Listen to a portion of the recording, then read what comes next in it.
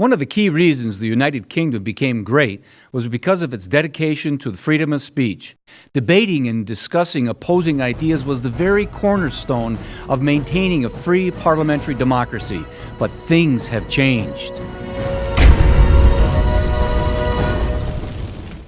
On the surface, it appears that the UK still upholds freedom of speech, as just last week Sadiq Khan, London's Muslim mayor, tweeted, quote, "If he comes to London, President Trump will experience an open and diverse city that always chosen unity over division and hope over fear.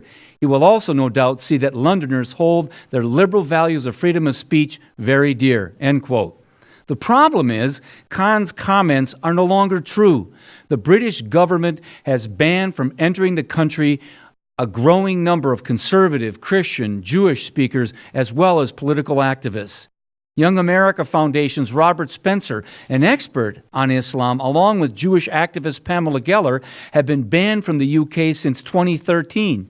In November, Chris Bryant, a Labour member of Parliament, cited Spencer and Geller as examples for being able to call for the banishment of President Trump. According to Bryant, Trump is to be banned because he condones fascism and reflects Spencer and Geller's anti-Islamic attitude. Just recently, Canadian libertarian Lauren Southern was banned for daring to speak the truth on Islam. American conservative Brittany Pettibone and Austrian Martin Zellner were detained, interrogated, and then banned by the British government for attempting to deliver a speech on the subject of threats to free speech in the modern world at the famed Speaker's Corner in London's Hyde Park. The bizarre hypocrisy is that the Speaker's Corner has been a venue to thousands and thousands of speeches since 1866, with the likes of Karl Marx and Vladimir Lenin, George Orwell, and many more from left to right and all over the political spectrum.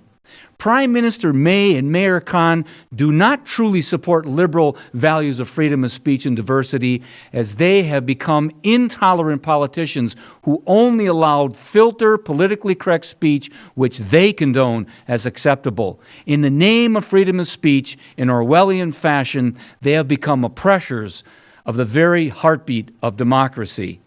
That heartbeat is the right to express factual, reasonable, and contrary opinions without Big Brother shutting you down. God help Great Britain in their dark hour. I'm Dr. Jake Jacobs. We'll see you next time on One Nation.